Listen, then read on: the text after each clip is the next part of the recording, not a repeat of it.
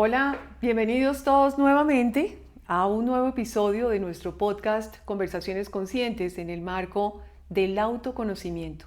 Seguimos hablando de temas, caminos, terapias, herramientas que permitan ir en esa búsqueda de quién soy y qué debería sanar para estar más tranquilo, básicamente para encontrar nuestra paz interior y podernos conocer. Así es que hoy vamos a hacer un conversatorio con Alejandro Mora. Alejandro es comunicador social, investigador de temas de salud mental, justamente de temas de autoconocimiento, y pues gracias Alejandro por acompañarnos. Vamos hoy a ir construyendo aquí desde este tema complementario al podcast que tuvimos con María Eugenia Pérez acerca de la incidencia o el impacto que tiene la infancia en lo que es el ser humano adulto y en su salud mental. Entonces hoy hablaremos de un tema muy específico, que son las 5 heridas que sufre un niño y de las cuales luego conformamos una personalidad. Entonces no sé qué inquietudes tengas, Alejandro. Bueno, yo creo que todas estas inquietudes nacen cuando uno inicia terapia, ¿no? Claro que sí. Porque empiezas como a rebuscar cosas que puede ser que no sean relevantes, pero sí afectaron algo dentro y lo llevamos todo el tiempo, ¿no? Lo Totalmente. llevamos, a veces hay que como que aprender a convivir con ello o sanarlo, ¿sí? Entonces yo creo que mi primera pregunta sería como cuáles son esas heridas que tenemos, que llevamos. Sí, bueno, ese es un concepto planteado por una psicóloga canadiense que se llama Liz Bourbeau. Y Liz Bourbeau hizo un estudio por más de 20 años con sus pacientes, consultantes, en donde pudo ir estableciendo algunos patrones, tanto de conducta, comportamiento, como físicos, inherentes a la historia de la persona. Y entonces desde ahí ella plantea que los seres humanos, todos, tenemos 5 heridas en la infancia: el abandono, el rechazo, la humillación, la injusticia y la traición. Ahora, el niño tiene un poder creativo tan grande y su mente es impresionantemente creativa, de tal forma que según lo que le está doliendo en la infancia, la herida que se le está causando en el entorno, va construyendo ciertas estrategias de comportamiento que le permiten defenderse de eso que le duele. Entonces vamos a decir un niño que tiene un padre que cada vez que llega está furioso y que puede ser que descargue contra el niño, pues el niño se esconde. Y si el niño se esconde, es una de las estrategias que ya está creando para defenderse de eso que puede dolerle. De adulto, eso sumado a otros comportamientos puede hacer que esta persona sea más tímida, más retraída, algún tipo de sesgo ya en su personalidad que se crea partiendo de esos comportamientos. Entonces así lo que plantea Liz Bourbeau es que vamos conformando una especie de máscara, Sí. de armadura contra eso que nos duele, que luego llamamos personalidad. Es eso que llamamos personalidad. No es más que una máscara que construimos para defendernos de aquello que nos dolió. Entonces, básicamente nuestro ego tratando de defenderse de eso de lo que no tiene control afuera. Y de esas 5 heridas, hay una que siempre nos da más duro que las otras, a cada persona.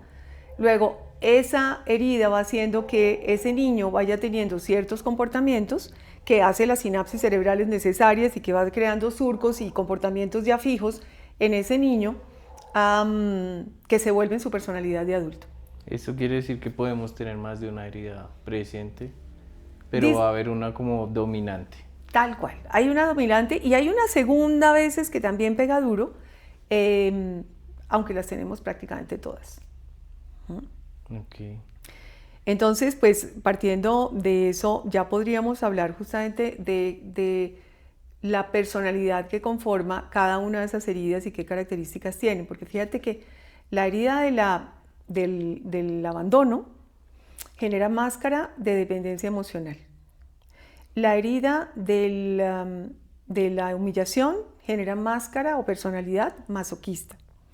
La herida del rechazo provoca una personalidad o genera una personalidad huidiza, de huir, de salir corriendo. La herida de la injusticia genera una máscara o personalidad de rigidez. Y la herida o máscara de traición genera personalidad de controlador.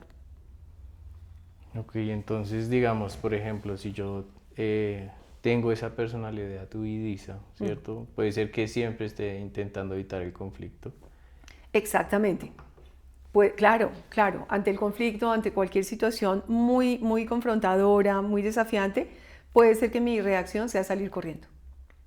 Me tornaría también una persona conformista, ¿no? Como para evitar ese conflicto, siempre no voy a, digamos, a expresar lo que yo quiero, sino me voy a adaptar como a lo que las personas quieren. Exactamente. O me adapto o me retiro. Por eso se llama huidizo. Si no Ok, me adapto, si me siento muy incómodo, me retiro. Huyo entiendo. de la confrontación o de la relación o de la situación que me genere incomodidad.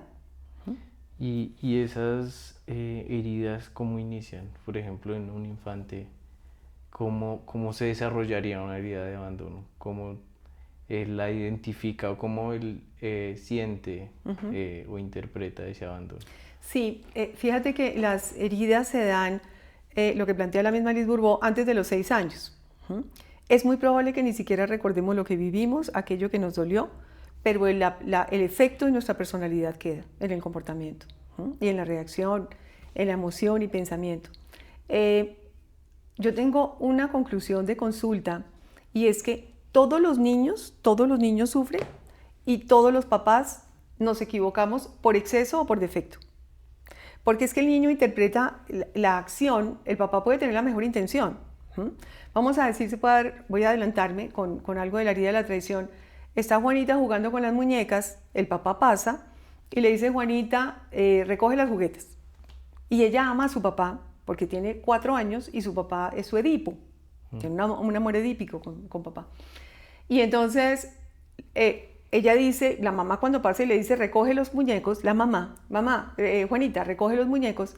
Juanita no le hace caso, se queda tan tranquila. Y viene papá detrás y Juanita dice, mi papá me va a defender porque él es mi aliado, yo lo amo y esta señora es mi rival, esta señora mamá. Y papá pasa y le dice de forma natural, Juanita, hazle caso a tu mamá. Y la niña siente una traición porque ¿cómo así que está apoyando a la señora? El papá en ese momento no está haciendo nada con mala intención, no es que quiera hacerle daño a la niña, pero ella, la niña puede hacer una interpretación de traición y le duele. Entonces, hay definitivamente situaciones en donde los papás nos equivocamos, pero otras donde es la interpretación del mismo niño de la situación y le duele, porque un niño es muy frágil, un niño es como un cristal que se quiebra con cualquier cosa dentro y no nos damos cuenta. Y como el niño está jugando y está en movimiento siempre, creemos que está alegre. Pero puede ser que simplemente esté haciendo está utilizando como recurso la pelota para borrar ese recuerdo que le está haciendo daño en ese momento. ¿Mm? Pero al final es como que todo en su entorno afecta a ese niño. Claro, el entorno te va moldeando y a medida que vas creciendo ni lo notas, pero ya vas desarrollando como ese tipo de personalidad. Sí. Y en cuanto, por ejemplo, a ese tipo de personalidad se desarrolla en el niño, eh, ¿existe como una forma temprana de entender esas heridas o es ya hasta la vida adulta cuando podemos identificarlas? La verdad es que se viene a manifestar en la vida adulta. En un niño, claro, hay tendencias. Uno nota, por ejemplo, un niño que ya va teniendo herida de abandono, cómo va encorvando sus hombritos, porque protege el corazoncito que le duele y el niño se recoge, se pliega sobre sí mismo desde la sensación de soledad. Entonces uno va notando ciertos patrones tanto en la postura corporal como en comportamientos del niño. Un niño que se apegue demasiado a los papás, que llore cuando se va, que llore cuando lo dejan en el jardín, que no quiere estar solito, ya hay una sensación ahí de herida de abandono. ¿Ves? Entonces se puede interpretar, pero digamos que los patrones de comportamiento y la personalidad en sí, pues se ve lógicamente en el adulto. O sea, ya es cuando lo Cuando uno identificamos, descubre. ¿cierto? Y es que no hay forma de no tenerlas. Todos tenemos alguna de las heridas. Es decir, el ambiente, el dolor, desafortunadamente es el que nos moldea. El ego es una consecuencia del dolor. A No, mayor y dolor, mayor ego. a lo que tú decías, por ejemplo, que la niña lo interpreta de esa manera y uno no lo entiende de pronto, ¿sí? Sí, Tengamos en cuenta que no solo los papás tienen el contacto con los niños, sino pues están en entornos familiares mucho más grandes, en claro. el colegio, Entonces, en cualquier lugar se puede presentar esa herida. Sí, lo que pasa es que su origen está dado realmente en los padres, que son los encargados de la vida, desarrollo, seguridad del niño, ¿ves? Entonces, vamos a decir, por ejemplo, en casa el papá y mamá tienen que salir a trabajar, que es el común denominador de nuestra generación y de las generaciones últimas. Papá y mamá están trabajando. Entonces dejan el niño al cuidado de un familiar o al cuidado de un empleado, de una empleada. Puede ser que la empleada lo trate maravillosamente bien, podría suceder, el mejor de los casos, pero no está mamá. Y a la mamá no la reemplaza nadie, ¿ves? Y si no está papá, al papá no lo reemplaza nadie. Y sobre todo en los 7 primeros años de vida, que lo veíamos en el podcast pasado, la madre es fundamental, 7 primeros años. La madre protege, la madre contiene, cuida, alimenta, amamanta. Entonces al niño le da esa seguridad, esa certeza, la madre. Después de los 7 años, la presencia del padre también es importante, por supuesto, antes de los 7 años. Pero es como que después de los 7 años hay un desprendimiento en donde el padre le muestra el mundo al niño, donde lo saca a ver el mundo, a que hay otras posibilidades. Y cada uno cumple una labor en ese proceso pues muy importante. Escuchando pues el podcast que tuvieron con María Eugenia, ella decía que en esos 7 primeros años con la madre se crea como todo eso que va a ser la base de la, ¿cómo decirlo? Como de la confianza que va a tener ese niño en sí mismo, de acuerdo, ¿cierto?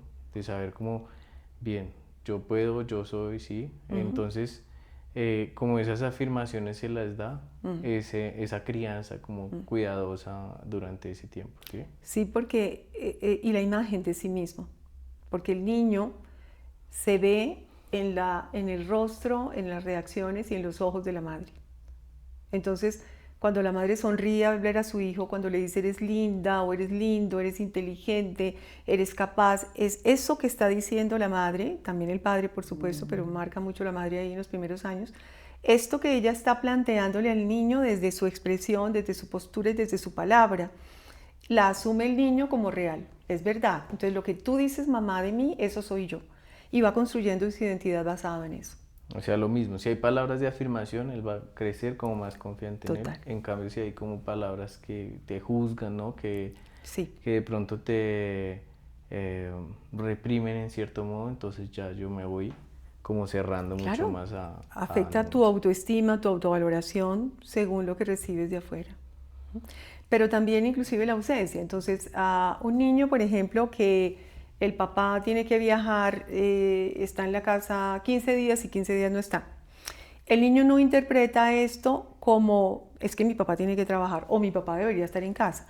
El niño interpreta toda la realidad a través de sí mismo. Entonces el niño se echa culpa. Mi papá no está, debe ser porque no me tomé la sopa ayer. Mi papá no viene porque debe ser que yo no soy tan importante, porque yo no soy tan bueno, porque toda la realidad la filtra a través de sí mismo. Entonces, eso que pueden ser errores de los padres sin intención, pero que finalmente no está presente, el niño o la niña lo interpreta como que es por él. Ya que hablas como de esa herida de abandono, ¿cómo se manifiesta ya en el adulto? ¿Podemos ir a profundidad más a esa herida? Vámonos si quieres por herida. Vamos una por una. Claro, sí, perfecto, mejor perfecto. Para poder entenderlas. Dale, entonces, vamos con la herida del abandono. La herida del abandono genera máscara o personalidad de dependencia emocional.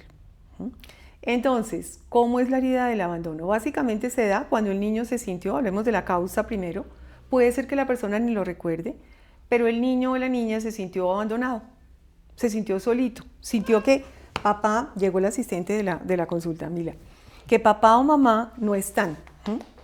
Y entonces el niño se siente solito. Puede haber todo tipo de abandonos. El simple hecho de que salgamos a trabajar y el niño o la niña se quedan solos durante el día, hay abandono. Pero también puede pasar que el niño o la niña fue dejado por un periodo de tiempo largo donde los abuelos, porque 1 año, 6 meses, a que se quedara y allí porque los papás están desarrollando algún proyecto. También puede pasar que la herida del abandono se dé porque es un niño dado en adopción, entonces hay abandono. O porque papá y mamá se separan y uno de los dos sale de casa.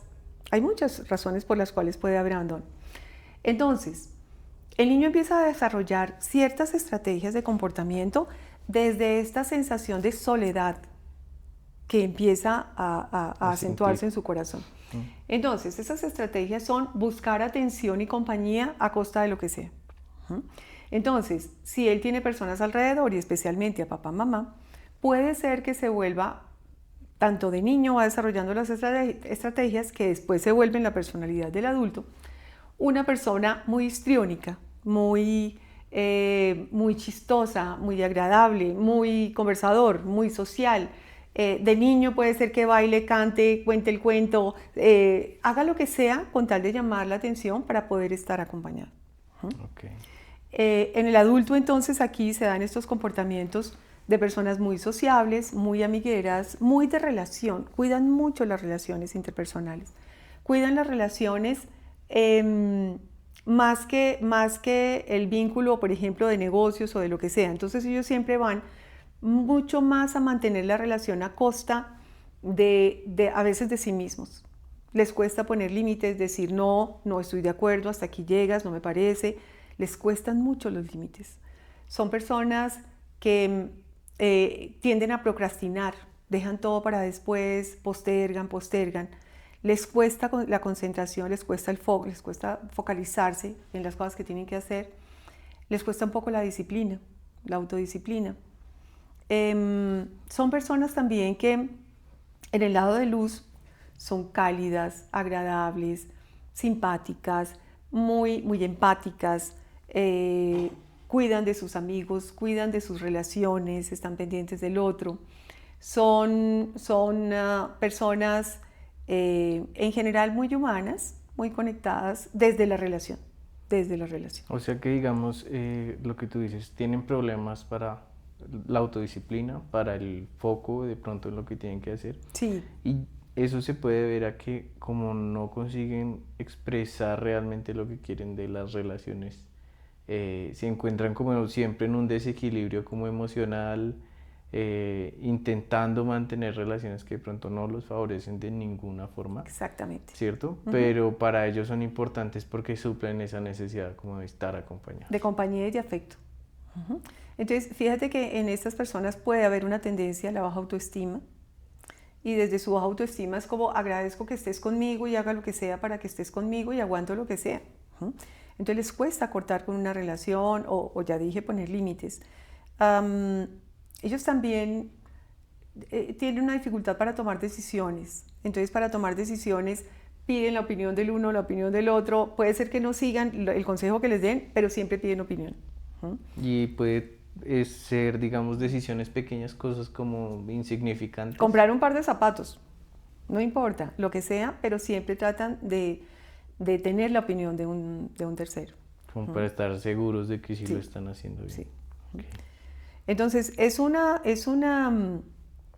herida que afecta mucho la autoestima del niño porque desde niño pequeño está pensando que si papá y mamá no están es por él, acuérdate. O sea, es la culpa mía, algo hice. Y entonces se ve afectada su autoestima.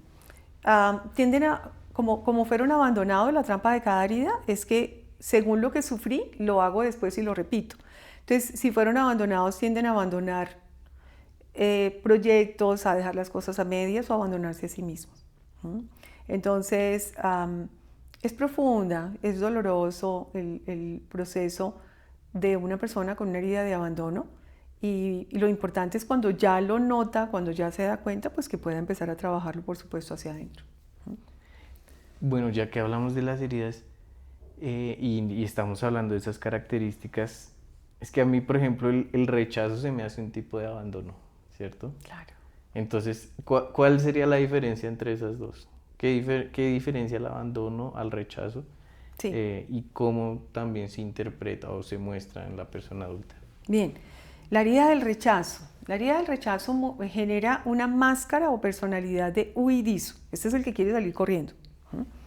Entonces, la diferencia entre las dos podríamos denotarla en la herida de abandono. El niño se siente solo.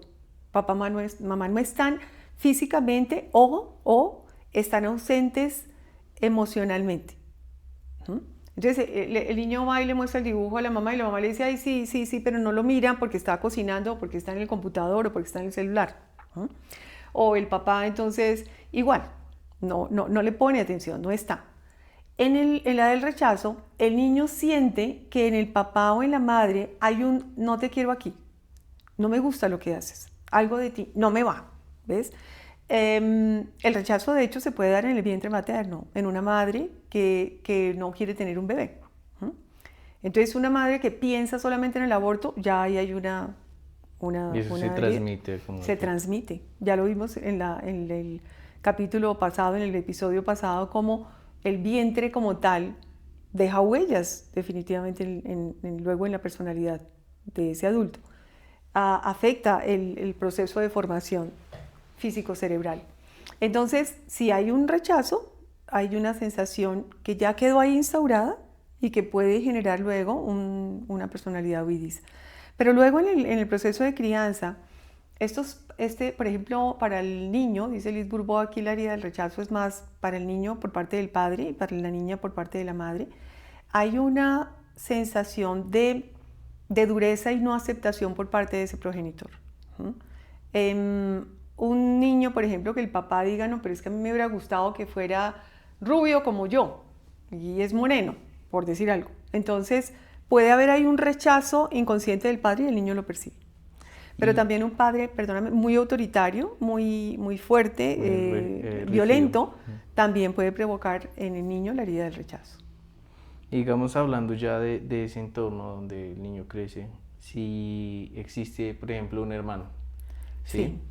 Y él siente cierto favoritismo hacia esa persona, ¿sí? Como, bueno, yo intento dar lo mejor, pero no siempre es como mi hermano, o esa constante comparación que hay entre hermanos, ¿sí? Sí. ¿Eso también él lo puede interpretar como un rechazo? Sí, lo puede interpretar como un rechazo y luego se puede convertir en una herida de injusticia, que la hablaremos más adelante.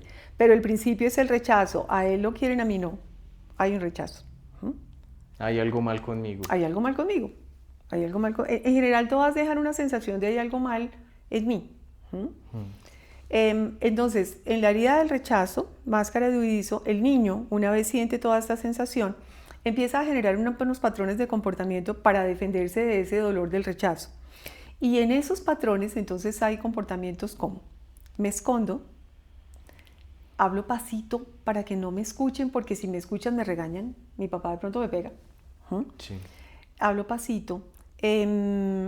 Puede ser que de adulto se vuelva ya una persona muy reservada, más bien tímida.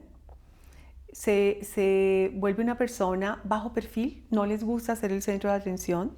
En una fiesta ellos se hacen en un rincón y prefieren conversaciones bilaterales que esto de todos con todos. Son personas que además se vuelven muy mentales, muy racionales, y entonces siempre están en función de aprender algo o de crear cosas en términos de fantasía o creatividad. Son creativos. Son personas que evitan el conflicto, efectivamente. Si hay conflicto, ellos salen corriendo, no les gusta.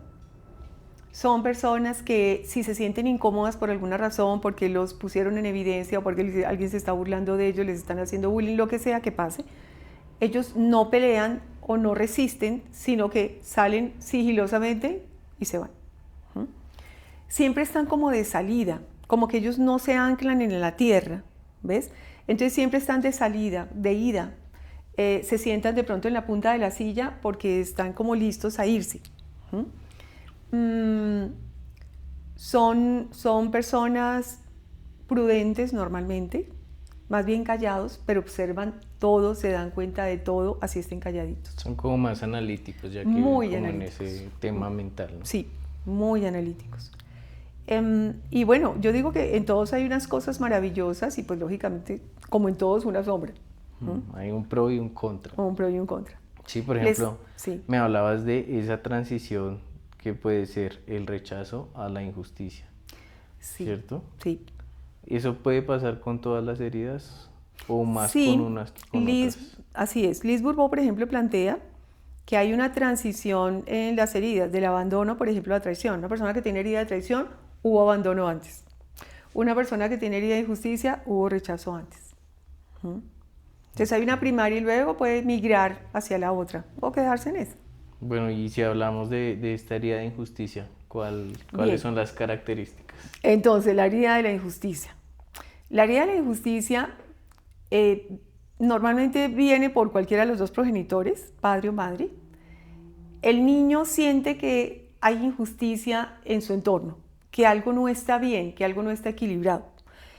Típico ejemplo de lo que tú planteaste ahora. Entonces tengo un hermano mayor y al hermano mayor le dan un trozo de torta más grande porque él es mayor. A él le compran la ropa nueva y a mí me dan la que él deja y entonces es la usada.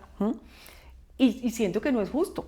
Es una forma básica de sentir injusticia. Pero hay otras formas de injusticia más fuertes, como por ejemplo un niño que vive violencia entre papá y mamá y no puede defender al padre o a la madre, a quien esté siendo violento y siente que sea injusto. No puede defenderlo y esto le genera mucha rabia, mucha impotencia y se queda con esa sensación de no es justo. ¿Ves? No es justo que mi papá esté gritando a mi mamá, por ejemplo. También hay situaciones de injusticia con los hermanos, en las peleas. En un hermano me pegó, pero luego vienen y me pegan a mí injustamente pensando que yo inicié la pelea. ¿Ves? Todo esto es de convivencia y de cotidianidad que los papás ven como muy normales, pero el niño está grabando toda esta información con unas sensaciones, emociones que se convierten luego en esta gran herida y luego máscara. Posteriormente máscara construida. La persona con herida de injusticia genera unos comportamientos que tienen que ver con el lograr el equilibrio, lograr la justicia. Lo más parecido a la justicia es justamente el equilibrio. Entonces ellos se vuelven perfeccionistas. Todo tiene que estar perfecto porque es perfectamente equilibrado. Entonces ellos son la máscara de rigidez. Desde esa rigidez quieren que todo sea perfecto. Hacen todo perfecto, pero además exigen que todo esté perfecto de los demás. Entonces se vuelven muy autoexigentes con ellos mismos, pero también exigentes con los demás. Son personas que uno diría que andan metafóricamente como con una espadita en la mano derecha y un látigo en la izquierda. Con la espadita ellos ven el error a kilómetros, así no se lo propongan. Entonces les pasan un informe y dicen aquí falta una coma, aquí esta columna está más grande, esto. Ellos ven el error rapidísimo. Además, en cuanto a la espada, si ven el error, lo dicen. Y lo dicen como lo ven. Ellos no le ponen filtro. Entonces a veces pueden ser duros con la palabra y la otra persona, que puede ser más sensible, se puede sentir herida. Entonces ellos son fuertes con eso, pues en términos del juicio y de la crítica, porque ven el error fácilmente. Claro, digamos que una persona que es más crítica todo el tiempo, ¿no? Porque leí hace poco que la crítica llega a ser un hábito también. Claro. Sí, entonces ya no se puede como, no, ya no lo voy a hacer, no es tan fácil como dejar de ser crítico. Eso les impide ver lo bueno de las cosas, ¿cierto? Y al de pronto ser tan duros con ellos mismos, tienden a ser duros con los otros. Pero ¿qué pasa? Que como se enfocan tanto en lo que falta o tanto en de pronto lo que está mal, se olvidan que de pronto esa persona también tuvo un entorno que en algún punto no le favoreció y lo están, digamos, obligando a hacer algo o que esa persona no quiere o que no puede o que simplemente le cuesta mucho ver por la situación en la que está viviendo. Eso aplica para todas, Alejandro. Es que somos muy duros todos con todos, muy críticos, juzgamos muchísimo y la verdad es que todos somos producto de nuestra historia. Todos somos producto de algo que nos dolió. Entonces, la persona con herida de injusticia efectivamente juzga mucho, pero además se da durísimo con el látigo. Entonces, tienen este pensamiento de juicio con los otros, porque no lo hizo así, esto está mal, mire, cometió este error, pero para adentro, yo, ¿por qué no lo hice de esta manera? ¿Cómo me pude equivocar? Pero qué bruto, pero ¿cómo así? ¿Por qué no lo vi? Todo el tiempo se están dando muy duro internamente. Entonces es una manera dura de vivir porque hay espada para afuera, látigo para adentro, en búsqueda de que haya algo perfecto que es imposible que exista en este planeta porque aquí no hay nada perfecto. Es como el mismo veneno que le tiro a los otros, me lo tiro yo. Igualito, igualito. Entonces, la persona con herida de injusticia tiene un lado de luz muy importante, un lado muy positivo, y es que son personas hiper mega responsables, son personas trabajadoras, son personas que hacen las cosas bien, no se permiten enfermarse, esto ya no es tan positivo, no se permiten enfermarse, pasan por encima de sus propias necesidades con tal de cumplir. Como quieren hacer las cosas muy bien, buscan de alguna manera sobresalir por hacer las cosas muy bien y eso les cuesta mucho esfuerzo, mucho trabajo. Son personas que uno puede confiar porque ellos son honestos, no le quitan un peso a nadie, pero tampoco se lo dejan quitar. Es decir, estos son de los que dividen la cuenta en la mesa con centavos para lo que le toca a cada uno porque todo es justo. Claro. Entonces ellos buscan la justicia y el equilibrio. Pero en el lado de sombra, pues pueden ser duros, pueden ser a veces pasarse de exigentes, duros con la palabra. En el lado de sombra, también en esta búsqueda de perfección, pues pueden desgastarse muchísimo, más que otros, en cualquier trabajo que les sea asignado. Es que imagínate toda la energía que yo tengo que poner para que algo sea perfecto, ¿no? Tal cual. Además que no es solo en un trabajo, hay que pensar que no solo me guste a mí, sino que le guste al otro. Sí. ¿Sí? Y eso pues a veces no sucede, No. A veces no se llega a un punto medio, entonces debe ser un desgaste increíblemente grande como intentar tener a todo el mundo feliz. Creo que no se consigue, ¿sí? No se y consigue. Además que hablamos de que todo tiene que ser justo en un mundo que no lo es. Así es, en un mundo que no lo es. Aparte, son personas que viven en una constante frustración, hay tendencia a eso, porque como no hay nada perfecto, como no logran ser perfectos y que las cosas las hagan perfectas, entonces se frustran muy fácilmente. Pues es que es insostenible como a largo plazo. Tal cual. Veo que, por ejemplo, hay como, vamos a decir, hay cosas que complementan una herida con otra, ¿no? El del abandono le cuesta mucho de pronto esa autodisciplina, pero este ya lo lleva a un extremo, ¿sí? Donde no me permito enfermarme, no permito que nada salga como fuera de los planes y es súper complicado todo esto, ¿no? Y cómo, por ejemplo, llevo esto a la siguiente herida, que es la humillación. ¿Cómo se manifiesta? ¿Cómo llega a mí? Sí, pues fíjate que la herida de la humillación es una herida, dice Liz Bourbeau, que normalmente viene de la madre o de quien se hizo cargo de la crianza del niño, ¿no? Que casi siempre es la madre, pero bueno, pudo haber alguien más que interviniera.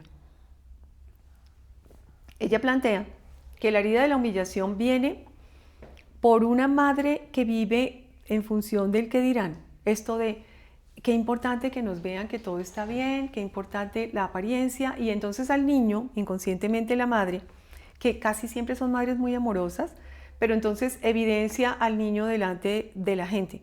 Entonces llega la visita y, ay, mira, lo acabé de bañar, pero mira ya cómo está. Es que, mira, derramó el jugo y siempre me derrama el jugo, yo no sé qué pasa. Es que ya está con la camiseta manchada y yo se la lavo bien, pero mira ya cómo está. Esto de criticar al niño delante de los demás como para quedar bien, al niño lo hace sentir como que algo anda mal con él, pero él no entiende qué es, pero algo anda mal conmigo si me están criticando. Y se va sintiendo insuficiente, sucio, algo anda mal. Desde ahí el niño se siente humillado porque es que normalmente es enfrente de otros, ¿no? Es la comparación, la humillación o el regaño o el reclamo delante de los demás. Entonces, sintiéndose humillado, el niño desarrolla una máscara de masoquismo. Y lo llama Liz Bourbeau masoquismo porque es como si el niño buscara compensar ese algo que está mal en él o en ella, porque puede ser una niña, a través del servicio. Entonces, mami, déjame que yo te ayudo con la bolsa, ven, yo te ayudo a lavar el plato, papi, yo te ayudo con yo te ayudo, se convierte en una persona de adulta muy servicial, en función de poder compensar eso que cree que está mal en sí mismo, pero que no sabe qué es. Busco la aceptación de cualquier forma. De cualquier forma. Es buscando aceptación, buscando ser amado. Un poco compro el amor a través del servicio. Entonces yo te hago, yo te doy, abuelita, yo te llevo al médico, la tía, yo te compro, te ayudo, te llevo a comprar la tela, yo te presto el dinero, yo te hago, yo te sirvo, con tal de que me ames, con tal de que me quieras, porque hay algo malo en mí, entonces yo te lo compenso con servicio. Todo esto hay que tener en cuenta que es desde el subconsciente, esto no es consciente, no es un plan creado, la persona no se da cuenta que se está comportando así.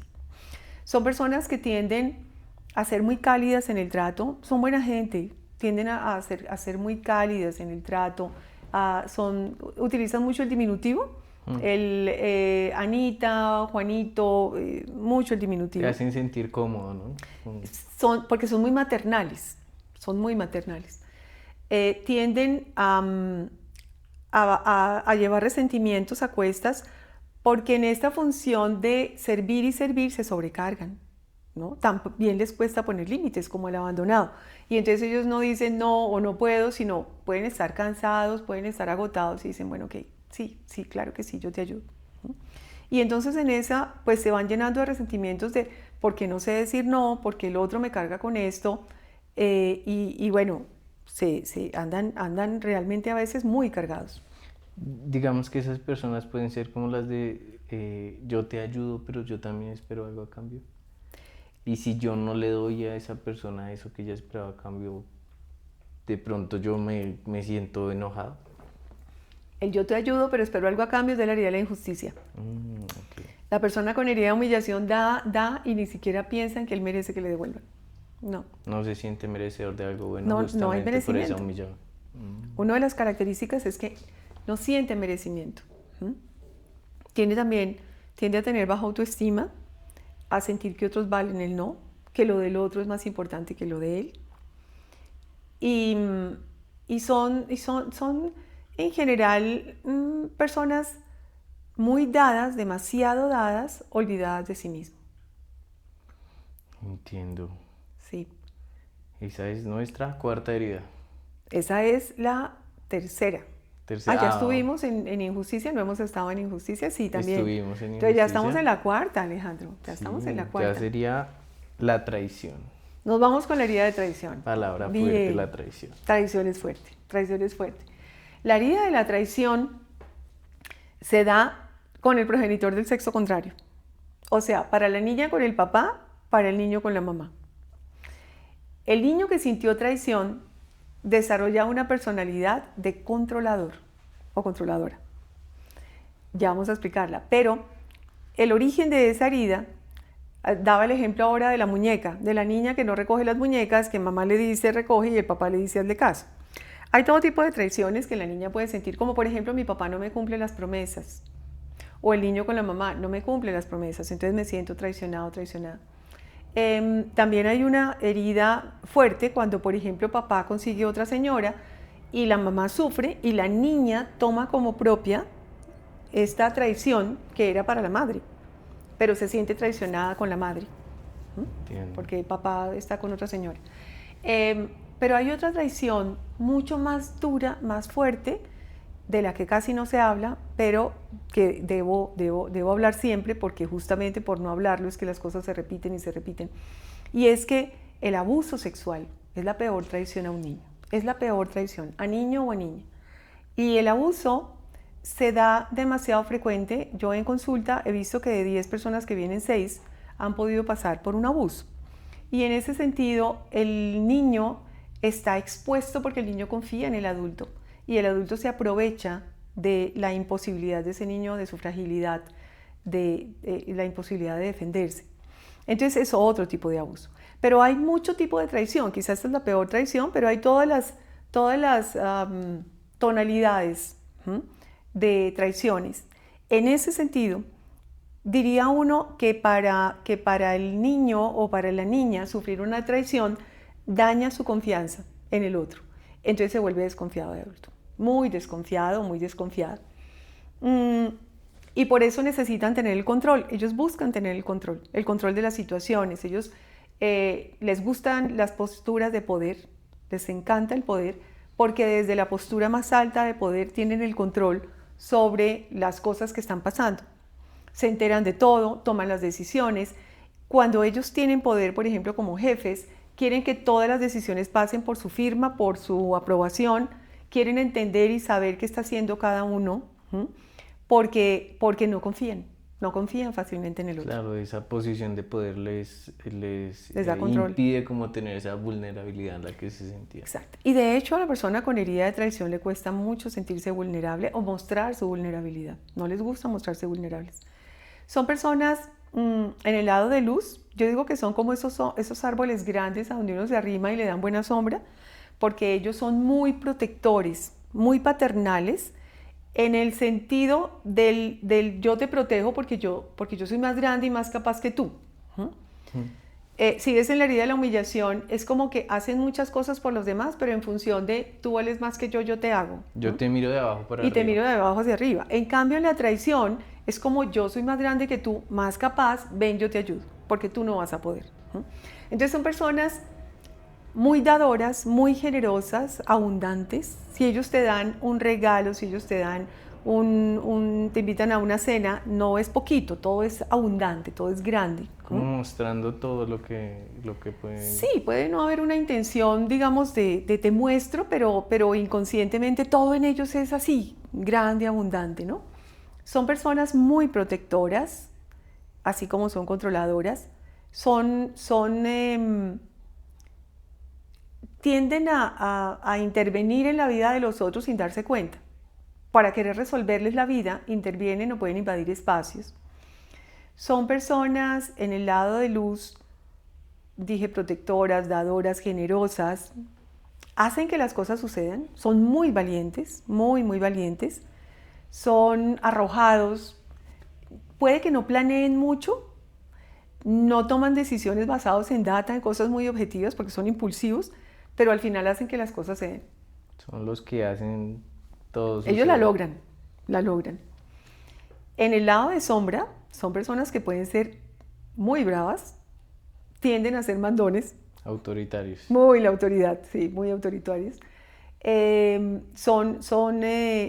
Es decir, hay un tema ahí inconsciente, vuelvo y digo, todo esto nada de esto es consciente ni maquiavélico, pero ellos tienden a ayudar y tienden unos tentáculos de poder. Entonces, como yo te ayudé, haces lo que yo te dije. Cuidado que hagas algo que a mí no me guste. Cuidado.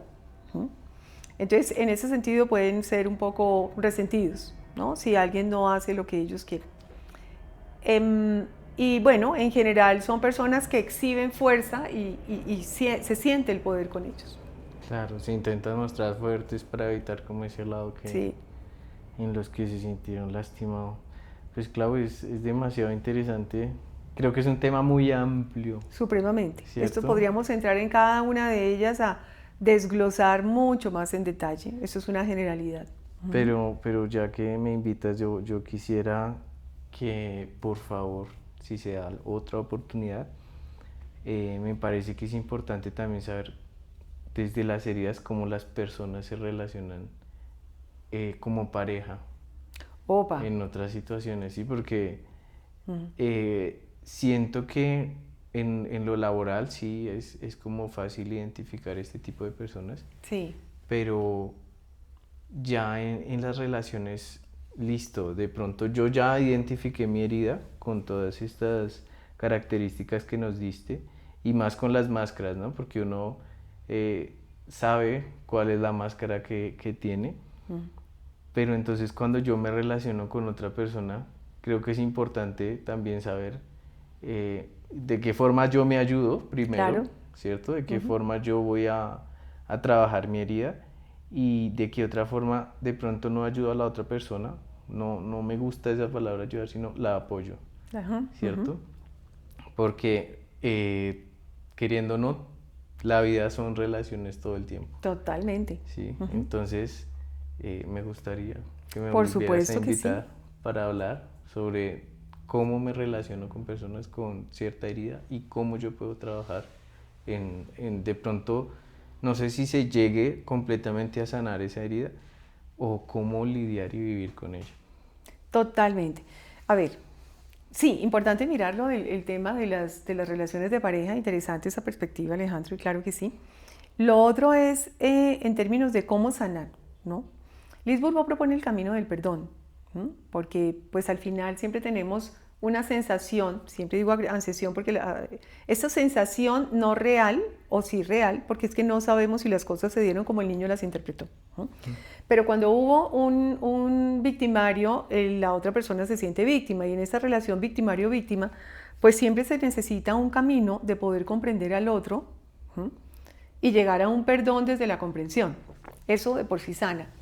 Pero más allá de eso, yo diría que es ir a las profundidades de nosotros mismos, y el camino puede ser la terapia, necesariamente, puede ser psicoterapia, puede ser psicoanálisis, o puede ser el camino de la meditación, el camino de cualquier camino que lleve hacia adentro, hacia la autoconciencia, hacia poderse ver y poder abrir esas heridas, ir, mirarlas, que nos duela otra vez, porque va a doler un poco cuando volvemos a hablar sobre esto, es recapitular el pasado, pero para poder cerrar esas heridas y seguir adelante sin esas consecuencias. Hay una estructura de personalidad pues que en su parte básica y principal no vamos a cambiar, pero sí hay muchos comportamientos, especialmente muchas reacciones y dolores que llevamos que no son necesarios en el camino, y sí los podemos dejar atrás para vivir de mejor forma. Cierto que es bueno dejar esa maleta y Totalmente. poder continuar así, además que cuando ya identificas ciertas cosas y eres consciente de eso, pues hay como una mayor brecha para, hey, puedo cambiar esto, puedo manejarlo de esta forma. Totalmente, así es. Entonces, la invitación con esto es a que el libro de Liz Bourbeau se llama Las 5 heridas que impiden ser uno mismo. Y si las personas que nos escuchan quieren dar un primer paso, pues quizá el ideal sería tomar el libro, leer y enterarse en dónde pueden estar de acuerdo a su historia y a su personalidad, a su máscara. Y luego hay que empezar a buscar un camino de sanación, porque es un peso muy grande andar con esto. Inclusive hay una relación ahí directa con el cuerpo físico. No sé cómo andemos de tiempo, de pronto podríamos hablar de... Cortos, andamos cortos. Bueno, vamos a dejarlo ahí para la próxima vez, poder hablar justamente de esa relación con el cuerpo físico, de las relaciones interpersonales, de cómo esto impacta inclusive nuestra forma de relacionarnos a nivel laboral, en nuestra ejecución, en tantas cosas, porque esto afecta a todos los ámbitos de nuestra vida. Pues yo creo que vamos cerrando, Alejandro. Vale, claro. Muchas gracias. No, yo te agradezco a ti por compartir todo esto, de verdad. Todos los días se aprende algo nuevo, Sí. ¿cierto? Y el proceso de cambio inicia allí, cuando puedes ser consciente de lo que llevas dentro y lo que quieres compartir con el mundo y lo que no quieres compartir. Así es, tal cual. Por ahí iniciamos. Entonces, seguiremos en estos episodios entrevistando personas expertas en diversos temas que permitan ir encontrando caminos para el autoconocimiento y la autosanación. Damos gracias a quienes nos están escuchando y ya nos veremos en un próximo episodio.